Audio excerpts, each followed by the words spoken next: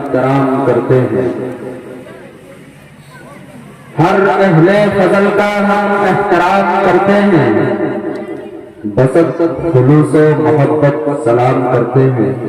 السلام علیکم ورحمۃ اللہ وبرکاتہ۔ وعلیکم السلام ورحمۃ اللہ وبرکاتہ۔ بندہ ناچیز محمد ارشد ابن عبد الرشید کو قبول کیجیے اور اجازت دیجیے۔ الحمدللہ کفا وسلام علی عبادہ الذین اصطفیٰ، اما بعد، اعوذ باللہ من الشیطان الرجیم، بسم اللہ الرحمن الرحیم۔ الرحمن علم القرآن خلق الانسان علمہ البیان، صدق اللہ العظیم۔ الہی دے مجھے طرز تکلم، الہی دے مجھے طرز تکلم، میری آواز بھی جادو اثر ہو۔ الہی دے مجھے طرز تکلم، میری آواز بھی جادو اثر ہو، مجھے افکار سالک عطا کر تو، میری نقابت بھی شکل گوہر ہو۔ مجھے افکار سالک عطا کر تو، میری نقابت بھی شکل گوہر ہو۔ حضرات، آج ہم کیسے نورانی عرفانی بزم کے اندر حاضری کی سعادت حاصل کر رہے ہیں، جس محفل کے متعلق سرکار مدینہ تاجدر انبیاء سرور کائنات ہم سب کے آقا و مولا جناب محمد رسول اللہ صلی اللہ علیہ وسلم کا یہ ارشاد ہے کہ جب دنیا میں کہیں دین کی مجلس قائم ہوتی ہے تو وہاں انسان ہی نہیں بلکہ اللہ کے مقدس فرشتے بھی حاضر ہوتے ہیں اور اپنی نورانی پروں سے اہل محفل کو ڈھانپ لیا کرتے ہیں۔ ناز کرتے ہیں ملک ایسی زمین پر اسعد، ناز کرتے ہیں ملک ایسی زمین پر اسعد کہ جس پہ دو چار گھڑی ذکر خدا ہوتا ہے، کہ جس پہ دو چار گھڑی ذکر خدا ہوتا ہے۔ ہم بیٹھتے ہیں فرش زمین پر اور ہمارا تذکرہ ہوتا ہے عرش بری پر۔ اس کی تائید قرآن مجید کی اس آیت سے بھی ہو رہی ہے کہ فَاذْكُرُونِي أَذْكُرُكُمْ وَاشْكُرُوا لِي وَلَا تَكْفُرُونِ۔ اس کی مزید وضاحت کے لیے سرکار مدینہ ہم سب کے آقا و مولا جناب محمد رسول اللہ صلی اللہ علیہ وسلم کی کرسی بھی کافی ہے کہ اگر بندہ مجھے تنہائی میں یاد کرتا ہے تو میں بھی اس کو ویسے ہی یاد کرتا ہوں، اگر بندہ مجھے تنہائی میں یاد کرتا ہے تو میں بھی اس کو ویسے ہی یاد کرتا ہوں، اور اگر وہ مجھے جماعت میں یاد کرتا ہے تو میں اس کو اس سے بہتر جماعت میں یاد کرتا ہوں۔ حضرت ابو موسیٰ رضی اللہ تعالی عنہ سے مروی ہے کہ سرکار دو عالم صلی اللہ علیہ وسلم کا ارشاد ہے مثل الذی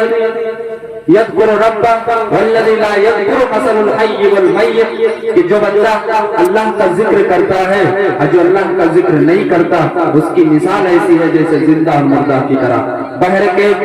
آج ہم ایک ایسے نورانی عرفانی بزم کے اندر حاضری کی سعادت حاصل کر رہے ہیں دمدمی کی سرزمین پر۔ میں سب سے پہلے مبارکباد پیش کرتا ہوں یہاں کے امام حضرت قطب الدین صاحب دامت برکاتہم العالیہ کو کہ انہوں نے آج سے 3 مہینہ پہلے حضرت نے مجھے فون پر اس پروگرام کے لیے دعوت دیا اور میں حاضر آیا، اور ساتھ ہی ساتھ حضرت مولانا مظاہر الاسلام صاحب صدیقی مدد اللہ العالی کا بھی شکر گزار ہوں کہ انہوں نے اس پروگرام کے لیے بڑی جد و جہد کی، انہوں نے بڑی مشقتیں اٹھائی اور اس پروگرام کو یہاں تک پہنچانے میں اور کامیاب کرنے میں انہوں نے بڑی مشقتیں اٹھائی ہے۔ بہر کے میں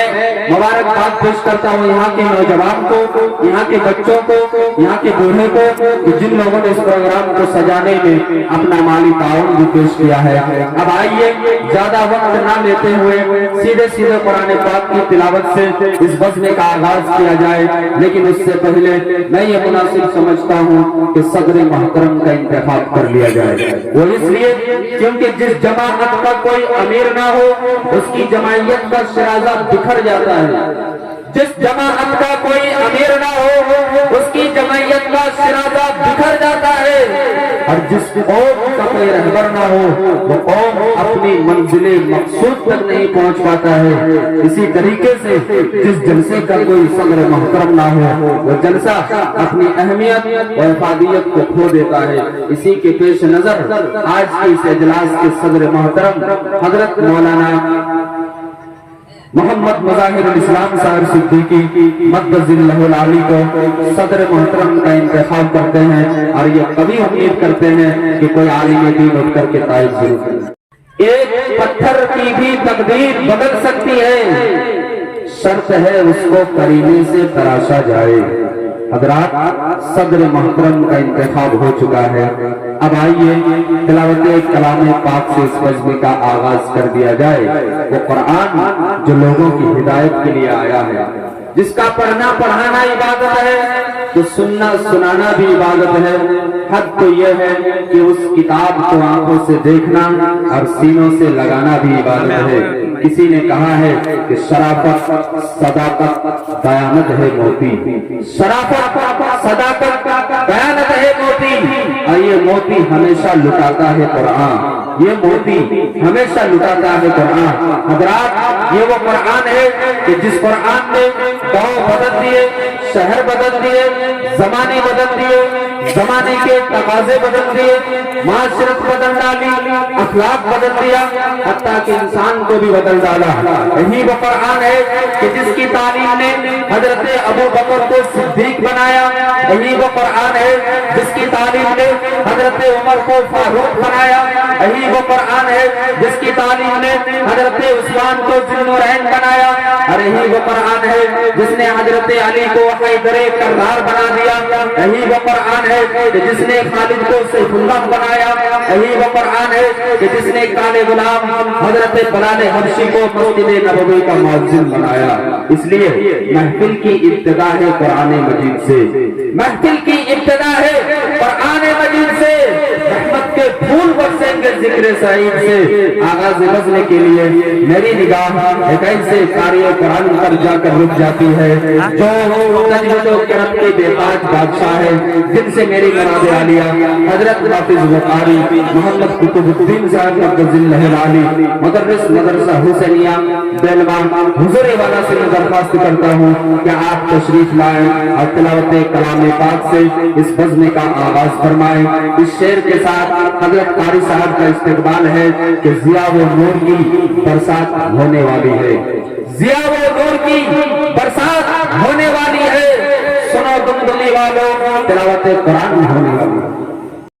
ان کی رسائی ہو گئی خدا تک، ان کی رسائی ہو گئی جس کی مصطفیٰ تک رسائی ہو گئی، خدا تک ان کی رسائی ہو گئی جس کی مصطفیٰ تک رسائی ہو گئی۔ اور دمدمی کے جلسے والوں نے عمران آپ کو اتنا نوازا، دمدمی کے جلسے والوں نے عمران آپ کو اتنا نوازا کہ ایک دو دن کھائیں گے اتنی کمائی ہو گئی، ایک دو دن کھائیں گے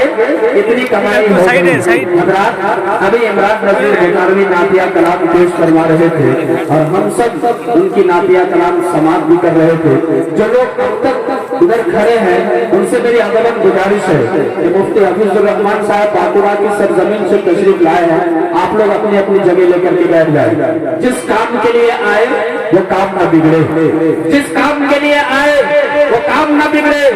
سر جائے تو جائے مگر اسلام نہ بگڑے۔ قرآن اگر منظور نہیں، اسلام اگر دستور نہیں، قرآن اگر منظور نہیں، اسلام اگر دستور نہیں، تو پھر افسوس ہے یہ ملک کی آزادی، یہ لشکر کچھ بھی نہیں۔ ہر شخص سے کہہ دو کہ پیش کرے اخلاص و مروت کی دولت، ہر شخص سے کہہ دو کہ پیش کرے اخلاص و مروت کی دولت۔ کردار سے قومیں بنتی ہے، انسان کی چکر کچھ بھی نہیں، کردار سے قومیں بنتی ہے، انسان کی چکر کچھ بھی نہیں۔ اس سے بھی میں خطرناک شعر پڑھ دوں گا اگر آپ لوگ نہیں بیٹھیں گے۔ ایک شعر پڑھتا ہوں مولانا نصیر الاسلام صاحب اللہ کے حوالے سے کہ جو بھی بزم نبی پاک سجا رہے ہیں، جو بھی بزم نبی پاک سجا رہے ہیں، بے شک وہ جنت میں اپنا گھر بنا رہے ہیں اور دمدمی کے جلسے میں کچھ لوگ کھڑے ہیں ادھر، دمدمی کے جلسے میں کچھ لوگ کھڑے ہیں ادھر، ایسا لگ رہا ہے کہ بکری چرا رہے ہیں، ایسا لگ رہا ہے کہ بکری چرا رہے ہیں۔ آپ لوگ بیٹھ جائیں، اس سے بھی خطرناک شعر پڑھنے والا ہوں، آپ لوگوں سے گزارش ہے کہ آپ لوگ بیٹھ جائیں۔ پہلے کہ نعتیہ شاعری کوئی آسان کام نہیں ہے، اس کے لیے ریاضت ہی نہیں بلکہ عبادت کی بھی ضرورت ہوتی ہے۔ یہ وہ مقام ہے جہاں الفاظ کے دامن تک نظر آتے ہیں اور کہنے والے بس اسی پر بس کرتے ہیں کہ لا یمکن الثناء کما کان حمدہ، کہ بات اس خدا بزرگ کوئی مختصر۔ یہ وہ شہر ہے، یہ وہ مقام ہے کہ اس شہر میں بک جاتے ہیں خود آ کے خریدار، اس شہر میں بک جاتے ہیں خود آ کے خریدار۔ یہ مصر کا بازار نہیں، یہ مصر کا بازار نہیں، یہ کوئی نبی ہے۔ حضرات اب آئیے زیادہ آپ کا وقت نہ لیتے ہوئے سیدھے سیدھے آج اس اجلاس کے سب سے پہلا خطیب جن کی خطابت پر دنیا ناز کرتی ہے، بلکہ حضرت مفتی صاحب کے متعلق یہ کہنا بچا ہوگا کہ خطابت کی دنیا پہ ہے حکمرانی، خطابت کی دنیا پہ ہے حکمرانی،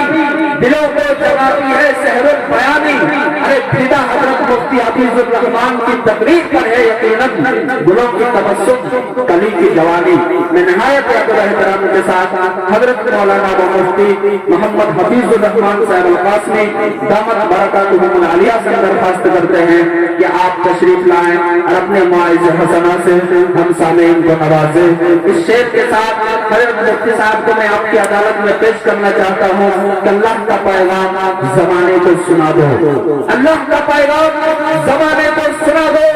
غفلت میں سوئے پڑے ہیں کہ ان کو جگا دو، گر چاہو تو پرچم اسلام اٹھا کر، گر چاہو تو پرچم اسلام اٹھا کر آپ قطرہ شبنم کو بھی ایک دریا بنا دو۔ قطرہ بولے دریا بولے ساحل بولے نبی نبی، قطرہ بولے دریا بولے ساحل بولے نبی نبی، جب میں چلوں طیبہ کی جانب منزل بولے نبی نبی، اب مرنے سے میں ڈرتا نہیں قتل کر ڈالو میرا ابھی، مرنے سے میں ڈرتا نہیں قتل کر ڈالو میرا ابھی، مگر شرط یہ ہے میرا قاتل بھی بولے نبی نبی، مگر شرط یہ ہے میرا قاتل بھی بولے نبی نبی۔ حضرات ابھی عمران نذیر بکاروی ہمارے درمیان نعتیہ کلام پیش فرما رہے تھے، ساتھ ہی ساتھ اس کا دل کا جو لگن تھا، ان کا جو ارمان تھا وہ یہ تھا کہ ناؤ میری ڈوبتی ہے اور نظر میں نور ہے، ناؤ میری ڈوبتی ہے اور نظر پہ نور ہے، ایک مسافر ہے حرم کا جو تھکن سے چور ہے، چند سانسیں اور باقی ہے ذرا جلدی کرو، چند سانسیں اور باقی ہے ذرا جلدی کرو، اے قافلے والوں مدینہ اور کتنی دور ہے، اے قافلے والوں مدینہ اور کتنی دور ہے۔ حضرات نعتیہ شاعری کوئی آسان کام نہیں ہے، ایک واقعہ میں بتا کر حضرت ابو عبیدہ صاحب دامت برکاتہم العالیہ تشریف لا چکے ہیں، آپ کے حوالے کر دوں گا۔ ایک واقعہ میں بتانا چاہتا ہوں، واقعہ یہ ہے کہ حضرت شیخ سعدی علیہ الرحمہ نعت کے اشعار لکھتے ہیں، رات کی تنہائی میں وضو کرتے ہیں، وضو کرنے کے بعد آپ تہجد کی نماز پڑھتے ہیں، تہجد کی نماز پڑھنے کے بعد ہاتھ میں قلم لیتے ہیں اور شعر رقم کرتے ہیں۔ پہلا شعر لکھا بلغ العلا بھی کمال ہی، پہنچ گیا اپنی کمال سے بلندی پر، بلغ العلا بھی کمال ہی کشف الدجا بھی جمال ہی، کھول دیا اندھیریوں کو اپنے جمال سے۔ تیسرا مصرع لکھا حسنت جمیع خصالہ، اچھی ہے آپ کی تمام عادتیں۔ تین مصرے لکھنے کے بعد حضرت سعدی علیہ الرحمہ چوتھا مصرع لکھ نہیں پا رہے ہیں۔ یہ ہر شاعر کا حال ہوتا ہے کہ کبھی کبھی 5 منٹ میں پوری نعت لکھ جاتی ہے، لیکن کبھی کبھی 1 سال کے اندر ایک نعت کو مکمل نہیں کر سکتا۔ انہوں نے لکھنے کی کوشش کی اور وہ نیند کے آغوش میں چلے گئے، چوتھا مصرع نہیں لکھ پائے۔ خواب میں میرے آقا علیہ السلام تشریف لاتے ہیں، حضرت سعدی سے فرماتے ہیں سعدی تم نے نعت کے اشعار لکھے ہیں، کہا یا رسول اللہ 3 ہی مصرع لکھ پائے ہیں، چوتھا مصرع ہو نہیں رہا ہے، کہا سناؤ تو صحیح۔ سعدی سنانے لگے کہ بلغ العلا بھی کمال ہی، پہنچ گیا بلندی پہ اپنے کمال سے، کشف الدجا بھی جمال ہی، کھول دیا اندھیریوں کو اپنے جمال سے، حسنت جمیع خصالہ، اچھی ہے آپ کی تمام عادتیں۔ اللہ کے رسول نے فرمایا सादी क्यों नहीं कह देते हो सल्लु अलैहि वालिही, दरूद पढ़े आप पर और आपके आल पर। पता ये चला कि जिसका जो काम है जजता है उसी पर, लेकिन जिसका जो काम है जजता है उसी पर, लेकिन मेरी सरकार की शफकत ने ये हिम्मत दे दी और मिंबर पे जगह हसन को दे के आका ने नात गोई की जमाने को इजाजत दे दी, नात गोई की जमाने को इजाजत दे दी। पहले के इंशाअल्लाह अगर मौका मिले कभी आप अगर इस तरह की मजलिस सजाएंगे तो वो फिर इंशाअल्लाह हाजिर खिदमत होंगे। आइए सीधे सीधे आज के इस इजलास के सबसे जो है आखिरी मुकर्रिर जो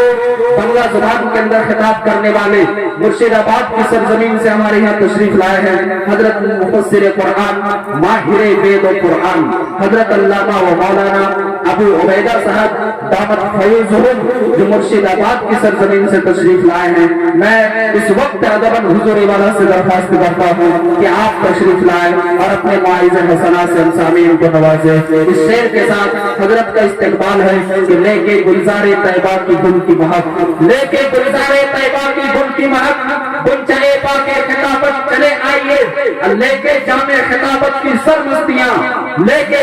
जामे खिताबत की सरमस्तियां, ऐ वाइज़ अहले सुन्नत वल जमाअत मौलाना अबू उबैदा चले आइए।